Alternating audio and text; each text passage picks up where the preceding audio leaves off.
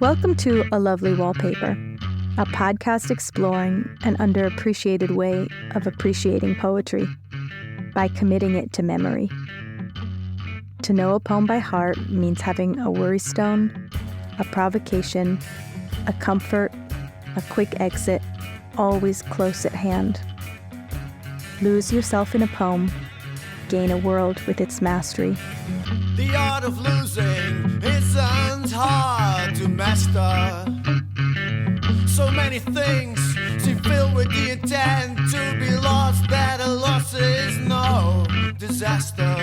In this episode, we will work with the helpful voice of James Oliver on Sylvia Plath's mushrooms. James is a radical mycologist, that is a mushroom scientist for the uninitiated, a soil biology consultant and specialist, and a field manager at the Center for Applied Ecological Remediation, a great organization that is working to care for Los Angeles' post-fire sites. James will talk to us today about the way that we can all hope, in the words of Sylvia Plath, that fungi will inherit the earth. I got in touch with James initially after stopping off at a mushroom-growing booth at the farmer's market in a Los Angeles park, officially called LA State Historic Park, but more popularly known as the Cornfields.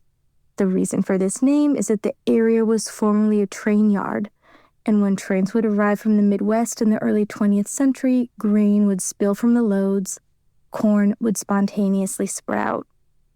It is with this morsel of history that the artist Lauren Bond played when she planted a cornfield on the abandoned urban lot in 2005, remediating the polluted soil shortly before it was designed and landscaped into the great park it is today.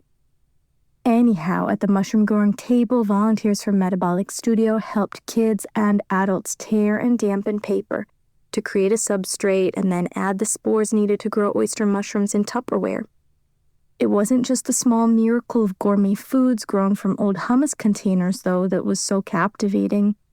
The volunteers at the table talked passionately about fungi's potential to remediate a huge range of toxic materials in our world, mycelium devouring everything from cigarette butts to asphalt. In The Mushroom at the End of the World, a book which James recommended to me, there is a line I read recently that stood out to me. The author Anand Singh writes, "In a bureaucracy that sees only trees, a mushroom companion has made a splash appearance." James tells me that in the burned land of Altadena, fungi are the first signs of life resurging. Multivalent symbols, these mushrooms, conveyors of meaning and hope. Welcome, James. First off, I wanted to say that I am really drawn to your professional title. Radical mycologist really spoke to me, and I think that's maybe because superficially, at least, very superficially, it's this oxymoron. Can you unpack this for me a little bit? Sure. I'll just say this comes from the org Radical Mycology, which is an organization that I followed as a young mycologist or aspiring radical mycologist, which is very much about grassroots mycology. So radical mycology, from their perspective, was sort of this dream thinking about the advancement in agriculture in the 20th century with the improved science of understanding how to grow plants and understanding sort of like plant nutrition and artificial fertilizers and things like that, like kind of brought out about this like agricultural revolution that fundamentally changed society. And so radical mycology kind of asks, right, this like similar question about like, well, what if our relationship to fungi, which have been largely ignored in most of human history, especially in the West being UK and more so American culture. But anyways, what if our relationship fundamentally transformed in that fungi went from this sort of mysterious organism that we don't really interact with, that we sort of see in this very ephemeral state, right? They pop up, they disappear. You don't really know what's going on underneath. Even if you do, it's very black box in the soil. But what if that changed? What if we could bring fungi into our lives, working with them, understanding them? How might that transform society in the same way that working with plants did, right? They're a source of lots of different things. One particularly, like most people might know this, but antibiotics are sourced from fungi, right? Penicillium is a mold. So there's sort of all these different avenues of sort of citizen science or community science that we look at, right? Like mycoremediation, what would the world look like if everyday people knew how to mycoremediate? What if people knew how to take their literal waste and trash, right? Cardboard, this is something like we talked about how we connected cardboard, paper, newspaper, but even further, right? Like industrial trash or industrial contaminants. How might we turn those things into food? How might we change the relationship of what pollution becomes? Yeah, and fungi are just so central in most ecosystems. So the dream of radical mycology, to kind of wrap this up, is what if we can take all these tools that are stuck in science, like, sorry, what I mean by that is cultivating fungi is really difficult and mysterious and unknown and has often been stuck in academia. And so the what if is, what if that comes down to the layperson? What if that comes down to the everyday person? How might that transform society? And that's like kind of the goal of radical mycology, is to sort of DIYify and make it accessible the different, not just technologies, but relationships and understanding of working with fungi, with mushrooms, with molds, with yeast, with mycorrhizae, with all these different things. Really cool. How did you initially get into mycology? So I grew up here in LA, and recently mushrooms have become a much more popular thing in the world, but especially in LA. But in the like 90s and 2000s, it wasn't really unless you were part of this subculture. So I never really encountered mushrooms except for like what I found in the grocery store and what I found on people's overwatered lawns. And oddly enough, those tend to be the same genus of species, which is like agaricus mushrooms, your white button mushrooms in the grocery store, and sort of the white mushrooms that pop up in people's lawns. So I was never really exposed to mushrooms until I went to college in Puget Sound at the University of Puget Sound in Tacoma, Washington. And one of like the first things I did there was like a 3-day backpacking trip through the Olympic National Forest, which is an old growth forest. And it was just something I had never seen in my life, which was like literal fungi, not just mushrooms like your classic cap and stem, but mushrooms of all different shapes, fungus of all different shapes and colors, like bursting out of every nook and cranny of the forest. And particularly the relationship between life and death that I was kind of witnessing, which was all these giant fallen trees, again, bursting with like oozing like purple, like polka dot fungi with like coral bright yellow and like, baby ferns growing out of these like dead logs. That like really stood out to me as something I'd never experienced in my life. And also like a part of me internally that I was looking for, which is this like central relationship of like, I'm not, resurrection is like too hard of a word, but like rebirth, recycle, like recompose. It's like the bridge between life and death that fungi sit at. And that just captivated me so intensely. So that was like when I first knew I wanted to learn more about it. I wasn't studying mycology in undergrad, but after that, I promised myself to get into mycology. And this kind of leads to why I went to radical mycology, which is that to study mycology, you have to do mostly like programs that are about DNA and taxonomy, which I was not so interested in. But I ended up finding these orgs, which were kind of in their infancy, that were all about teaching people DIY skills about how to grow mushrooms and how to grow fungi and how to be in relationship with them. Really cool. Your descriptions of the forests are beautiful. I have to go to Puget Sound someday. Yeah, you just anywhere in the Olympic National Forest, any of the North American old growth forests are really worth checking out. They are a treasure. They should be protected and conserved, and they'll blow your mind, especially if you're from somewhere like Southern California. So you spent some time working with Metabolic Studios. Can you tell me a little bit about what your project at that organization was? Sure. So there were many projects, Metabolic Studio, but the one overarching project during my stay was bending the river back into the city, which was Lauren Bond's and the Metabolic Studios project to reclaim LA River water, which for those that don't know, the LA River was historically a ephemeral river that moved and changed shapes, and it was dry during the summer and caused sort of catastrophic floods, or just flooded intensely during the winter, and we chose to build up to the river that caused catastrophe. Anyways, it's been turned into a channelized to shuttle water out to the ocean as fast as possible. So it's a flood management system. Anyways, Lauren's project was to take some of that storm water, capture it, clean it, and then gift it away for free to, right, in SoCal, especially LA. We depend on a lot of other places' water. We steal water from the Owens Valley.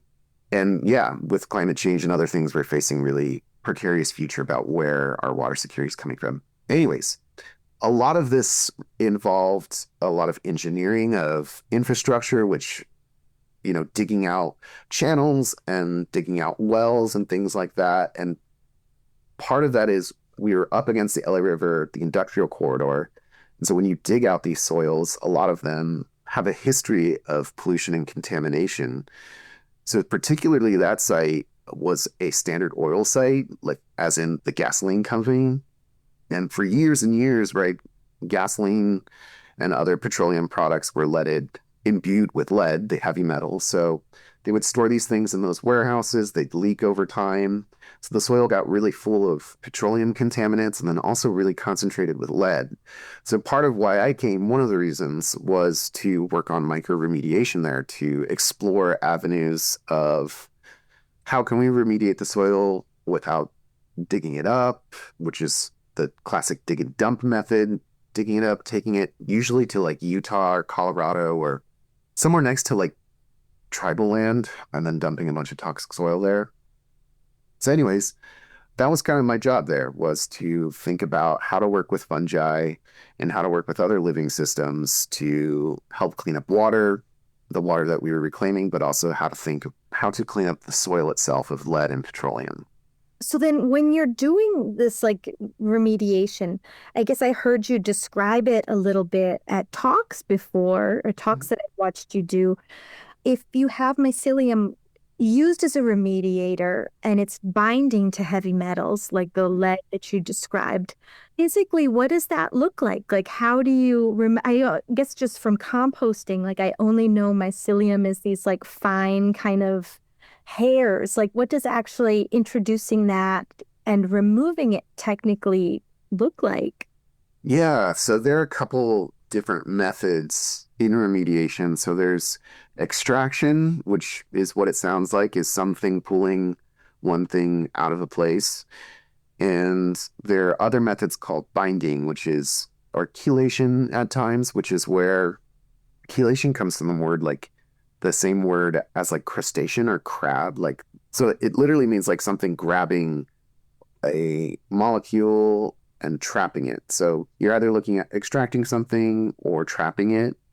So what that looks like in depth with mycelium is, with extraction, what we were looking at and what I'm continuing to look at with the Center for Applied Ecological Remediation is working with mycorrhizal fungi. So mycorrhizal fungi are fungi that form a symbiotic relationship with the roots of plants.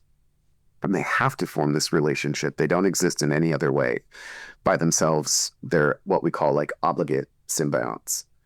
So what they do is they connect to plant roots, and their normal ecological relationship is that the fungus grows on the tips of the plant roots and these like really fine mycelial hairs, what we call hyphae. And those will go out and gather water and nutrients that the plant might struggle with collecting, and it trades that with the plant for sugar, right? The plant's photosynthesizing. So that's kind of like the basic relationship. But what happens in brownfields or in really contaminated sites is that these mycorrhizal fungi also help protect the plant from heavy metal contamination. So what they do is they'll actually gather some of these heavy metals. So, right, if you can imagine like this like plant root, which like when you look at it underneath a microscope looks really actually, sorry, people won't be able to see on the podcast, but this image is actually a mycorrhizal fungus. So the larger tube, I guess, is the plant root, and all those like blue stained little veins, those are mycorrhizae or mycorrhizal tips. Anyways, So those tips go out into the soil just like they would gather water and like phosphorus and potassium and other trace minerals. They'll grow into the soil super easily and actually like make contact with particles of lead bonded with other stuff, arsenic, cadmium, and they'll actually suck it up and put in these like little things called vesicles, which in biology are just sort of these like storage containers that organisms make. So they'll just gather it, lead, heavy metals, things like that, pull it into the plant roots, but then keep it in these like little storage warehouses. And plants by themselves are not very good at doing this. Like if you can imagine like plant roots versus mycelium, they're just so much they're think of them as like finer hands that are much more delicate, or not delicate, but much more nimble and flexible and can move through the soil to grab these things. So that's extraction. That's the plant hosting the mycorrhizae and then the mycorrhizae pulling out the heavy metals from the soil into the plant roots. And then typically what we do, or what one would do, is you would collect those plant roots and then maybe set those aside as like hazardous material. But you've done the hard work of pulling it out of soil, right? Like sifting soil for like anything else, like on the macroscopic level is really difficult, but sifting soil for heavy metals is nearly impossible. But these fungi and plants act like little solar powered vacuum cleaners. Okay, cool. So the plants enable you to get them The mycorrhizae. out.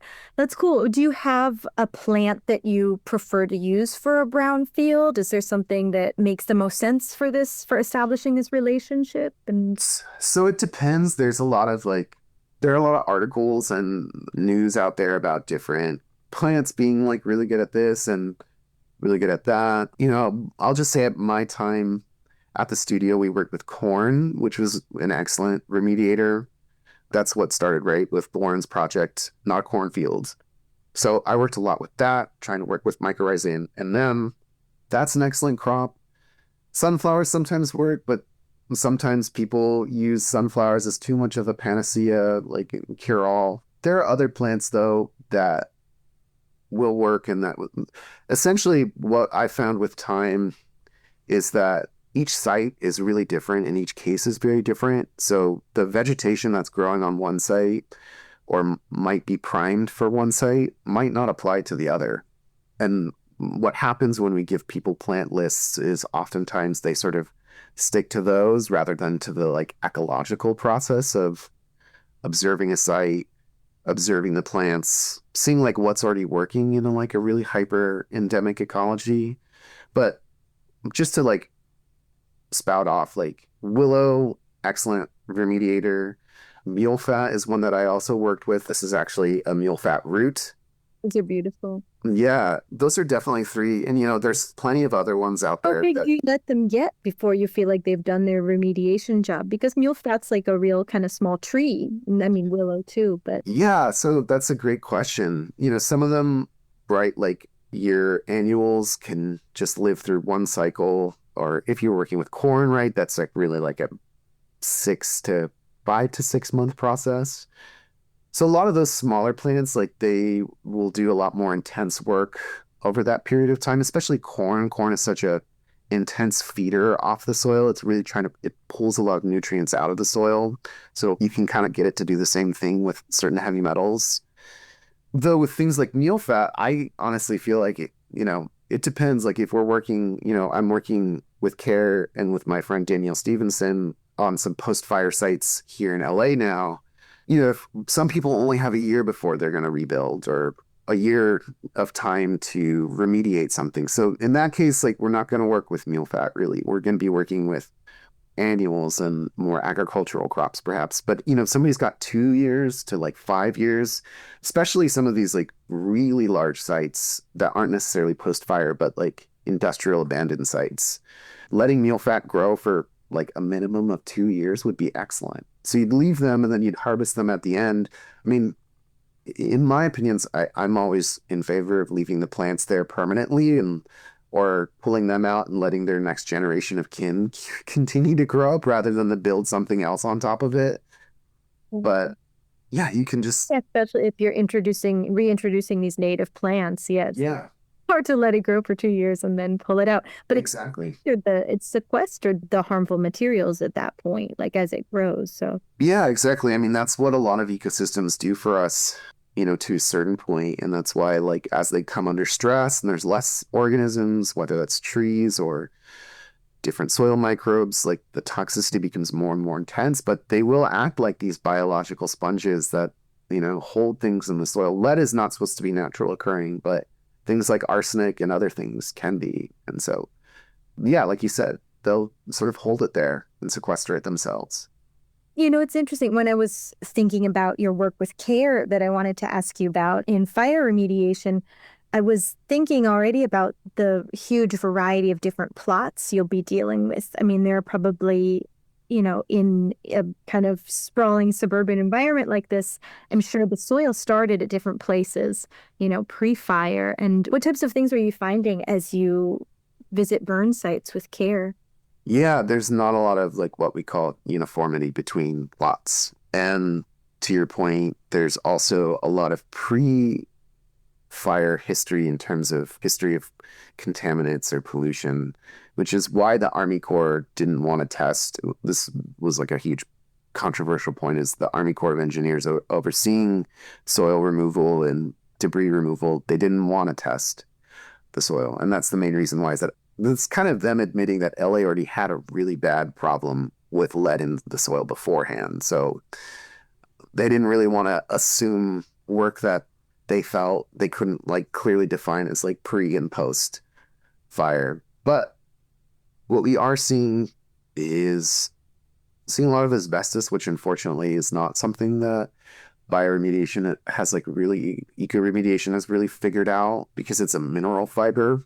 But yeah, seeing higher levels of lead, cobalt, at times arsenic. We're trying to test for PFAS, which are the what people might know as like the forever chemicals. It's like some of the strongest bonds in nature, and up until recently, they were thought to like never break down. But we're finding that it's a good thing that there actually are some organisms that can break them down, and they do break down over time, but it's still a huge issue. But we're trying to look at that as well. That's like hugely prevalent in the Anthropocene. Our PFAs, it's like, anything that's like fire resistant or water resistant is usually made with PFAS. Also, like some of those foams or sprays that the firefighting helicopters and planes will drop are usually made with PFAS as well, like flame retardants are.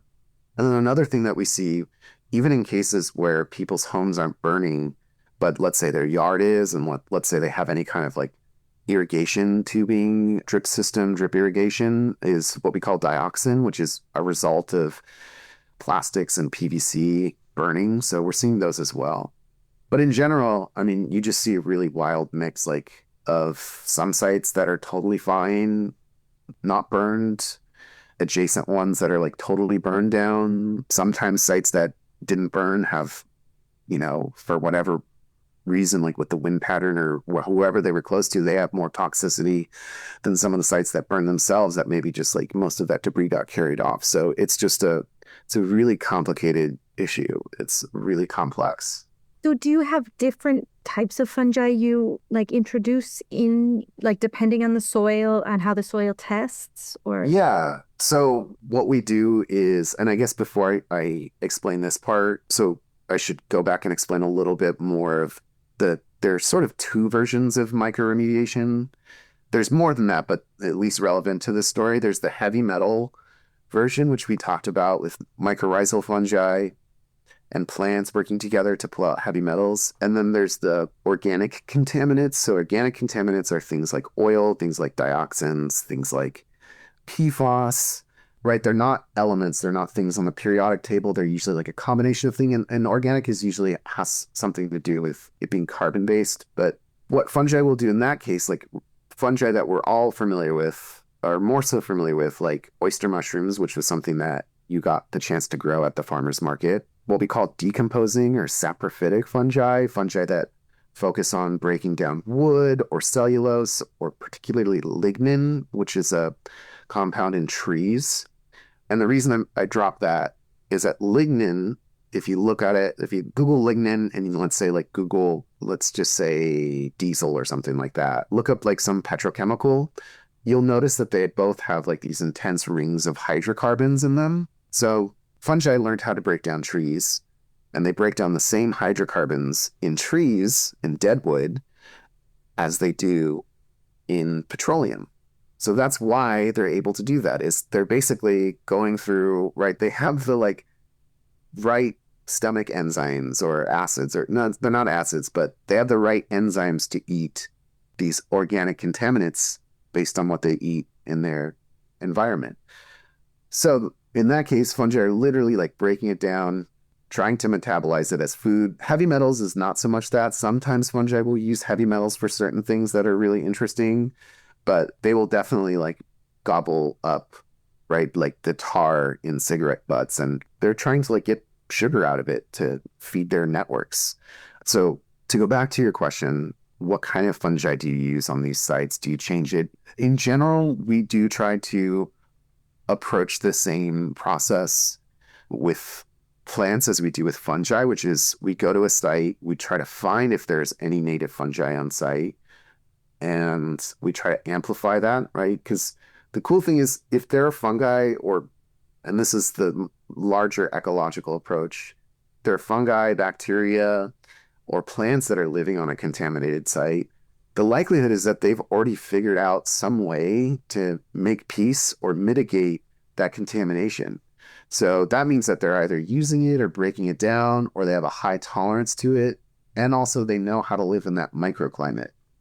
So long story short, we try to find fungi that are actually on site. So there's some cool fire-loving fungi, just like our fire followers in California native plant ecology, like poppies and lupin and stuff like that. There are fungi that specifically follow fires. So we try to find some of those. We take samples from the soil.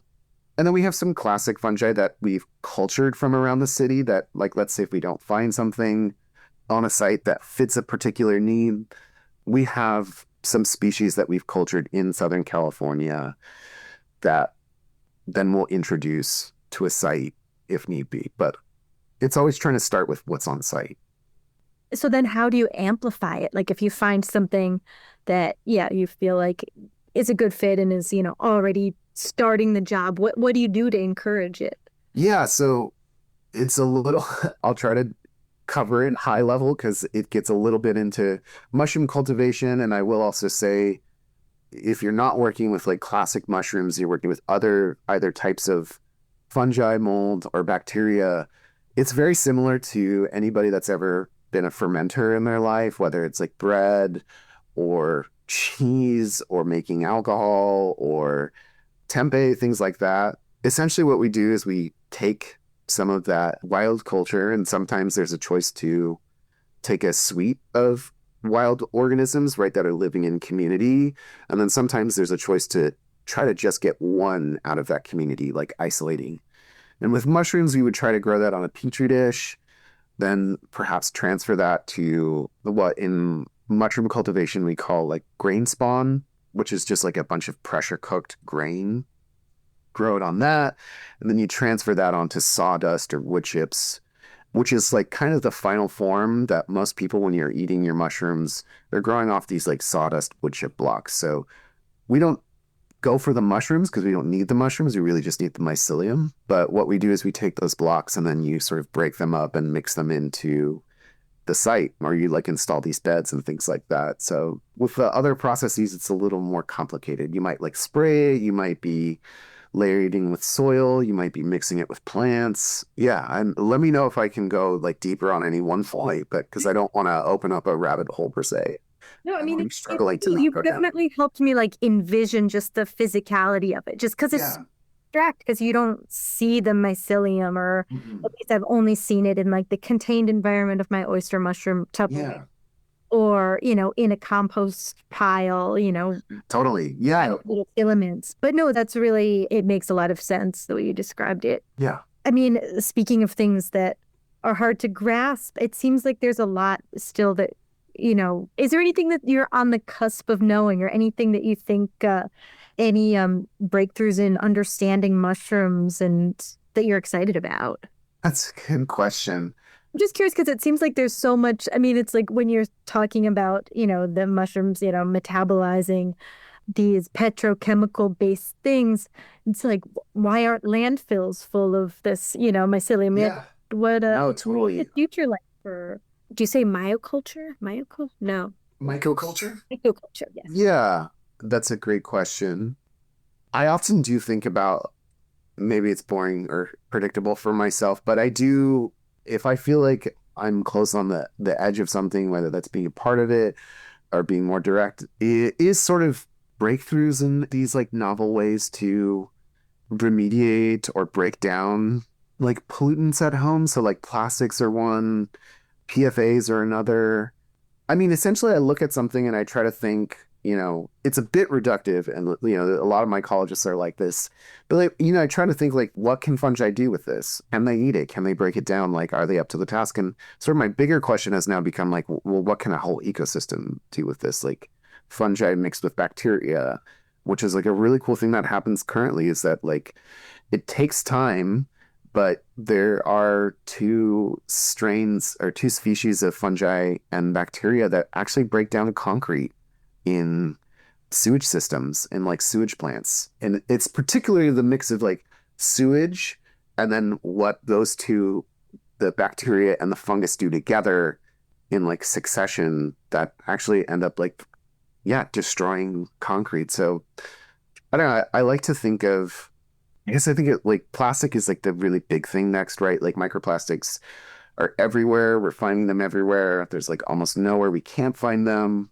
And I just sort of think about at least like what I learned about fungi, especially through the book Radical Mycology and the Radical Mycology org, was like a lot of how important they are to like our evolutionary history, and especially like extinction events or just like really extreme events in the Earth's history. And right, extinction is usually brought on by like one like sort of cataclysmic event or one thing going too far, right? Like an organism being all over the Earth all at once, or like suddenly like something is like able to digest something that's like everywhere, and then they go nuts all over the planet and it like disrupts everything. And that's a bit dark, but it also like transforms the world, right? That's part of our history, right? A lot of people might not know this, but coal is a result of fungi. It's a direct evolutionary relationship or natural history relationship with fungi, is that trees, like, and you got to think like 400 million years ago, 420-ish million years ago, is that fungi used to just like infect trees, right? Today, some still do that, but today most fungi there's a lot of fungi that are specialized in just breaking down dead trees. But before, they just used to infect them as they were living. And then trees developed bark and like a new form of defense, which was like a skin. And then all of a sudden, fungi had no way of breaking them down, or not even breaking them down, but just infecting them. And they hadn't evolved to eat them when they were dead.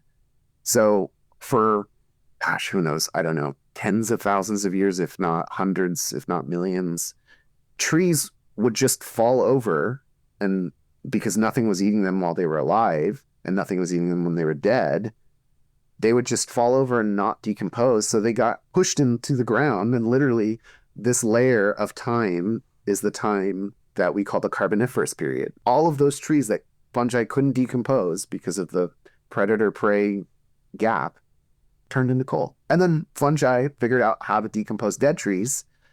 And so that's why there's no more coal after that.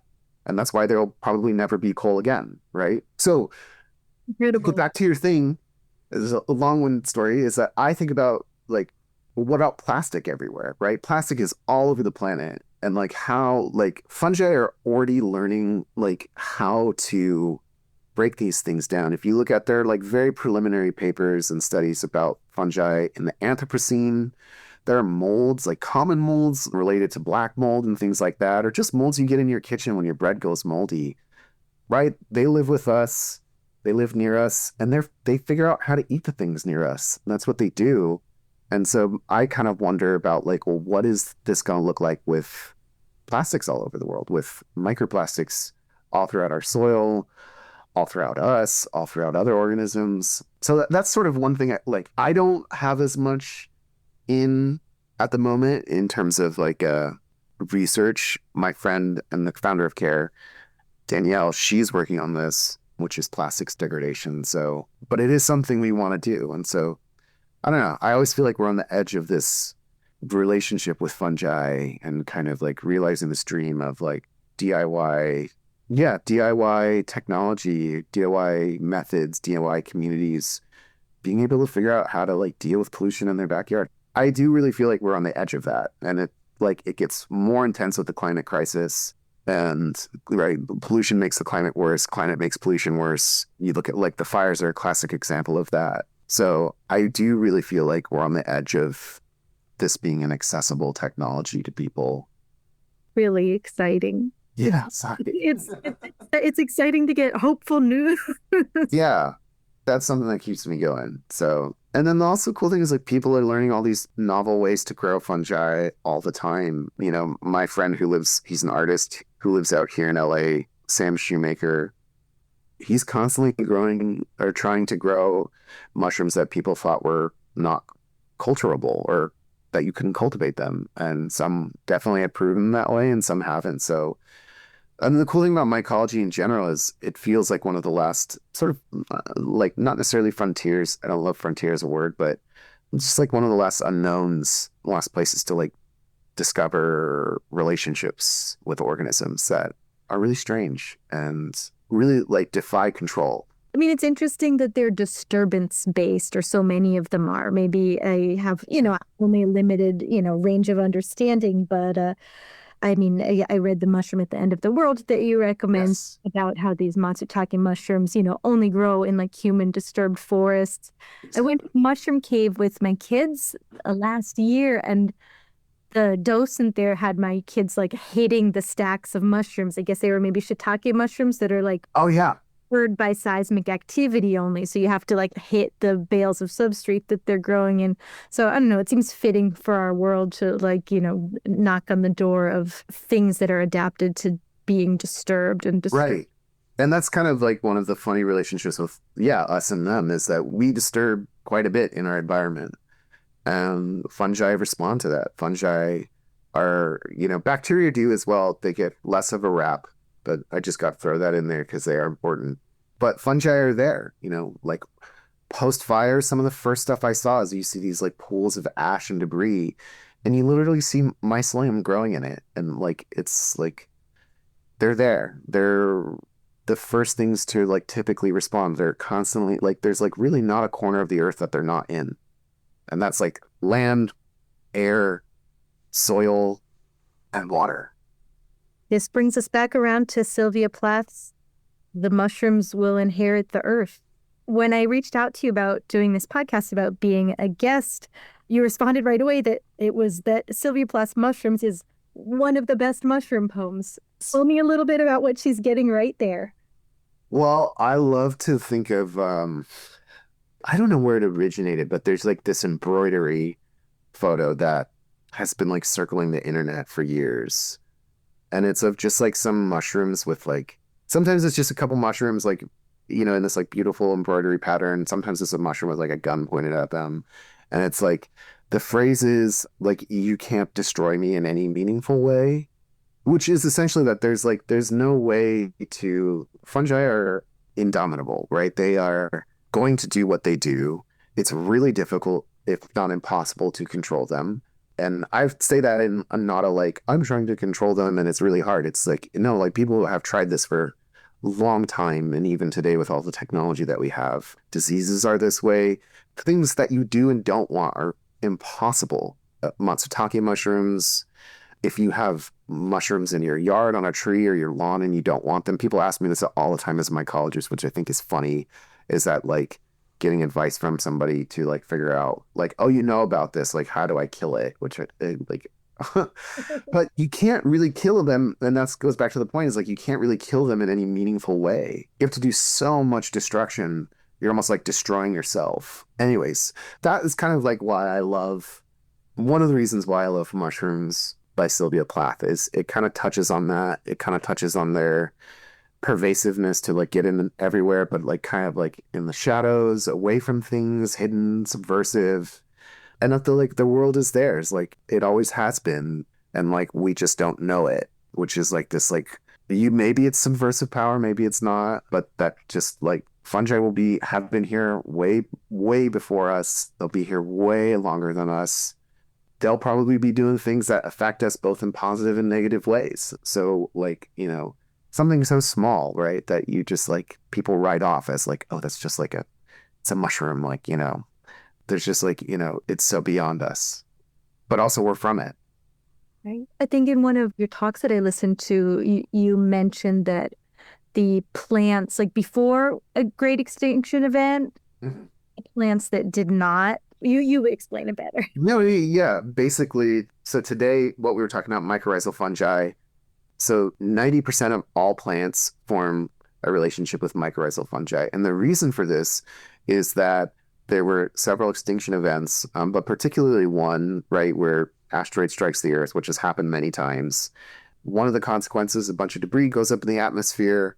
That interrupts sunlight, which really disrupts plant life. And a lot of scientists have wondered, like, how did plants make it through this extinction event, which is essentially all the plants that didn't form relationships with mycorrhizal fungi died off. And the ones that did survived because the mycorrhizae kept feeding them, which is something they do today in forests, right? In dense forest canopies where there's like little baby trees with no sunlight, is that they facilitate nutrient sharing. So all of the plants that form mycorrhizal relationships come from that ancestor. And that's why 90% of them, well, actually all plants come from that. It's only been so long that around 10% have finally evolved to like, we don't need mycorrhizae anymore. There's also the fungal mammalian emergent hypothesis, which is also, I think, speaks to this subversive relationship, or just this power that fungi have over our history and where we are today. And we're living in kind of a funny moment. And this connects to The Last of Us, which I have mixed feelings about, but is that when the dinosaurs died, right, people think it was the asteroid impact. Part of it was that, part of it was ecological collapse. But one thing that we know is that the fungal spore count in the atmosphere skyrocketed post I don't know what CAER event it was, but one thing we know is that fungi went nuts during this period. And if you think about immunology in our immune systems, you and I, and most other organisms, most mammals that we know, are warm-blooded, which is that we generate heat and our body temperature is to the point where it is because most organisms can't live above that. So we run hot to keep ourselves clean, I guess you would say. Reptiles and other cold-blooded organisms need sunlight too. And so essentially what happened was, right, you cut off the sunlight, and so all of these cold-blooded organisms can no longer fight off fungal infections. And fungi don't really tolerate temperatures above 90 degrees for the most part. We have a few pathogens that can do that. So essentially, the fungal mammalian emergent hypothesis, which is a mouthful, it basically points out that fungi were one of the major contributing factors in killing off dinosaurs. And also, because we were warm-blooded, which is specifically a thing that makes us resistant to fungi, that led to our emergence because fungi is such a dominating force on the planet. If you're able to not be susceptible to fungal disease, it gives you a huge evolutionary advantage, which is like why the hypothesis says mammals became like the next big thing is because of fungi, because we could fight them off. And the dangerous thing now is that as we increase the temperature on the planet slowly, is that fungi also learn how to adapt to hotter temperatures slower and slower, which is why we have new fungal pathogens that we're really worried about, especially with climate change, is that they're basically being selected to live hotter and hotter, just kind of our only defense against them. Antifungals are like not very good for us. Fungal vaccines don't really exist. So anyways, that's the other piece that this kind of makes me think of is they're there, they're waiting. like we're experiencing just like a blip in history where we're kind of like immune to them, not immune to them, but we have a little bit more leash than other organisms do. Right? Like, to learn how to work with them. Yes, exactly. Exactly. Why do you say fungus and fungi? I say that's a great question. There are technically, I think, like eight proper in English, eight proper ways to pronounce fungi. So I say fungi because that was the way I like people I kind of learned mycology from at the time. We're saying it that way, which I really just love the "jai" part. I like it's so funny. And it feels good to say it. But you can say fungi, fungi, fungi, fungi. Like there are like eight different proper pronunciations. So I just like I don't know. Trying to get somebody's attention. Sometimes people's eyes roll over when you start talking about mushrooms, and so you gotta like be like fungi, like like That's funny. Another fungal mystery. Yeah, it's fascinating. Oh, I realized in the first question I asked you about the oxymoron of fungal, since we're getting into the words now. yeah. Oxymoron of radical mycology. I just wanted to make sure you didn't think that I was accusing mycology of being that unpunk that it couldn't be radical. I just meant because of the word radical, it comes from roots. Yes. Mushrooms aren't rooted, but then they have this strong relationship with roots. Right. Well, like they still are radical I think in that sense of like if you're talking about like roots or things like that, they grow in radical patterns, like radial patterns, I guess, which is like semi-related.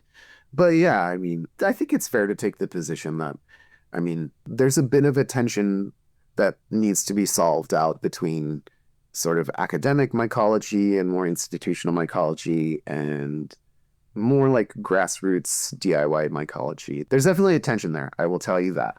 And there's room for both sides to meet somewhere in the middle.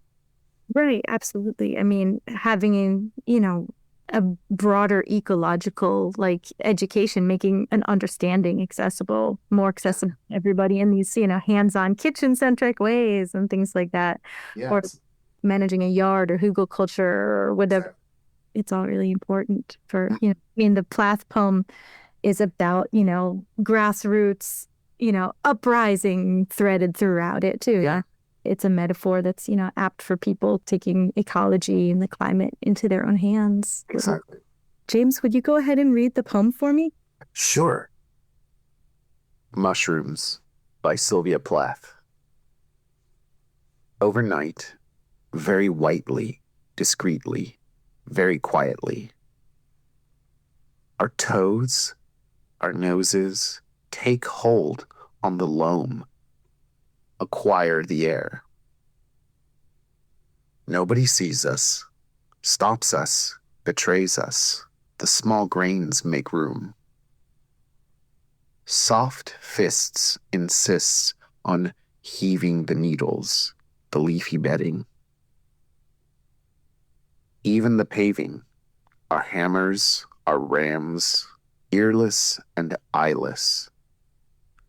Perfectly voiceless, widen the crannies, shoulder through holes. We diet on water, on crumbs of shadow, bland mannered, asking little or nothing. So many of us, so many of us.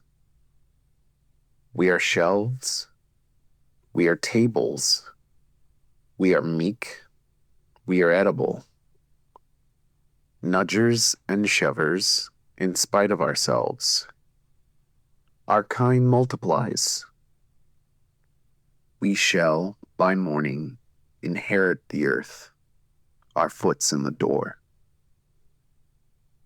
Thanks again to James Oliver, radical mycologist. I love this poem with all its short, plain-spoken stanzas, popping up from a formidable central metaphor as though a great unseen fungal network lies beneath. In researching this poem a little bit to discover how to place it within Plath's life, I found that the poem marked a moment of transition for her, that it was a new style that came to her as a period of blocked creativity and depression was lifting. It It was written shortly before she moved to England with Ted Hughes while the two were on retreat at Yaddo. There are woods behind Yaddo. I know this because Yaddo is in Saratoga Springs, the town where I grew up. The woods helped her to, quote, build up pleasures in herself, and were full of mushrooms that, quote, drew her to walk out in the world. In the case of this poem, I'll ignore the stanza breaks and divide our memorization to roughly follow the sentences as they are delivered. Overnight, very whitely, discreetly, very quietly. Our toes, our noses, take hold on the loam, acquire the air.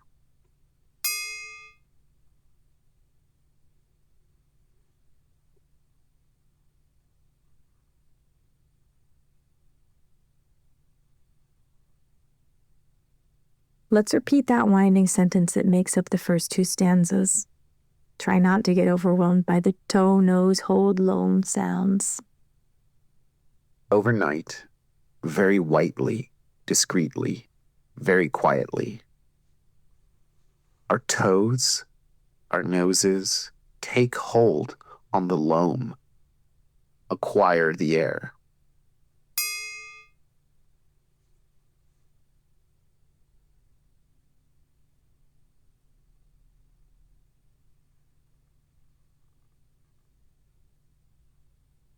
On to the next sentence, which is its own stanza.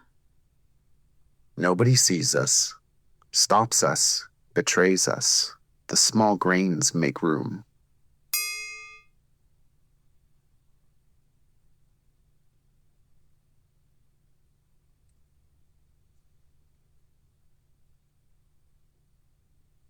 Repeat it. Nobody sees us, stops us, betrays us. The small grains make room.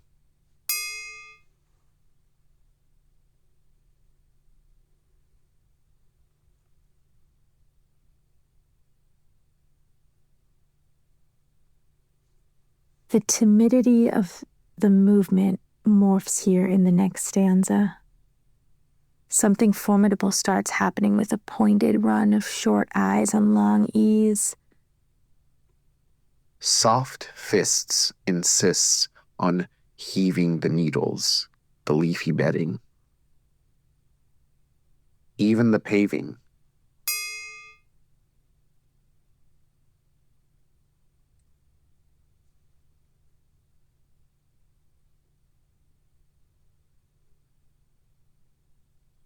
I like how the soft fists are a bit divorced from the collective us.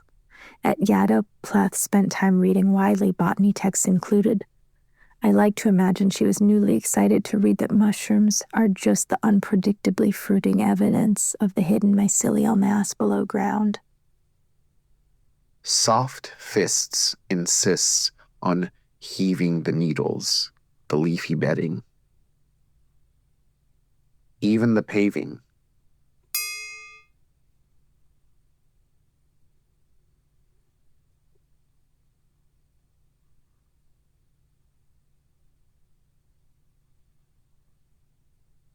I wonder if Plath knew that fungi could eat the paving.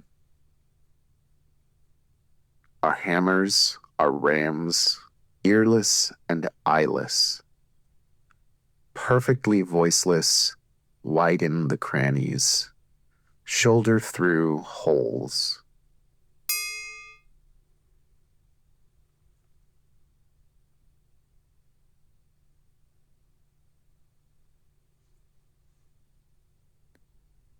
Again.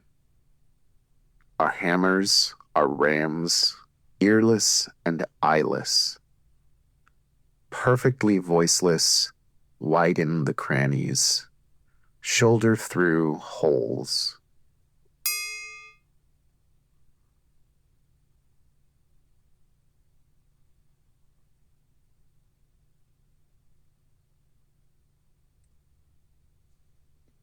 The we that begins this next section belongs to the stanza before. It is cut off by space, but not by sound from the manifesto that follows. We diet on water, on crumbs of shadow, bland-mannered, asking little or nothing. So many of us, so many of us.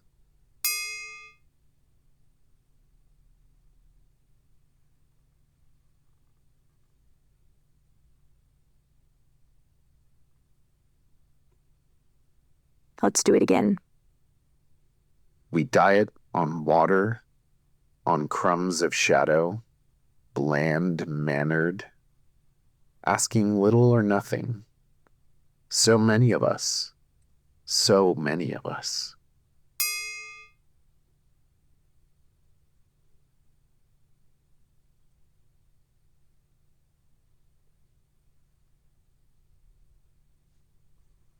We are shelves, we are tables, we are meek, we are edible. Nudgers and shovers in spite of ourselves.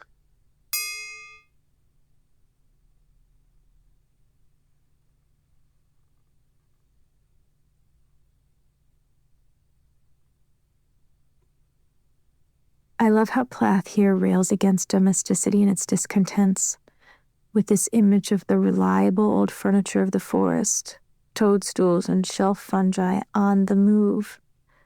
The oppressed women of the house come to life. These lines are haunted and funny and looking for comeuppance. We are shelves, we are tables, we are meek, we are edible. Nudgers and shovers in spite of ourselves.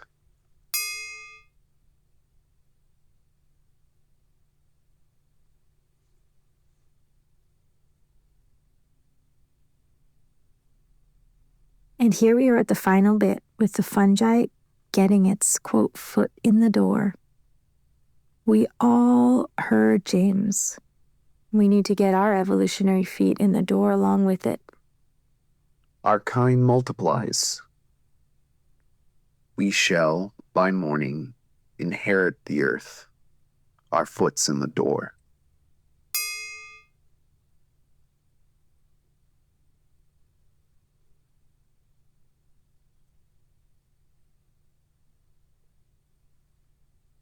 Our kind multiplies. We shall, by morning, inherit the earth. Our foot's in the door.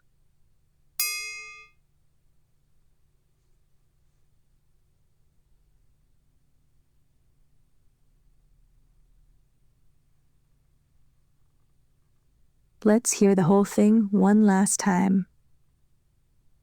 Overnight, very whitely, discreetly, very quietly. Our toes, our noses, take hold on the loam, acquire the air. Nobody sees us, stops us, betrays us. The small grains make room. Soft fists insist on heaving the needles, the leafy bedding. Even the paving, our hammers, our rams, earless and eyeless. Perfectly voiceless, widen the crannies, shoulder through holes. We diet on water, on crumbs of shadow, bland-mannered, asking little or nothing. So many of us, so many of us. We are shelves, we are tables, we are meek, we are edible. Nudgers and shovers in spite of ourselves. Our kind multiplies. We shall, by morning, inherit the earth. Our foot's in the door. And that was our poem. I hope it unfolded for you in a way which made you glad to make it your own. And I hope you can hold on to it. Review it on paper or let it live more like a song in your memory. Thank you to Susie Boyd for lending me this podcast's title, to GW Sock and the X for use of their song, The Art of Losing, which borrows the words of Elizabeth Bishop. And thank you to my sound engineer, Alex. Disaster.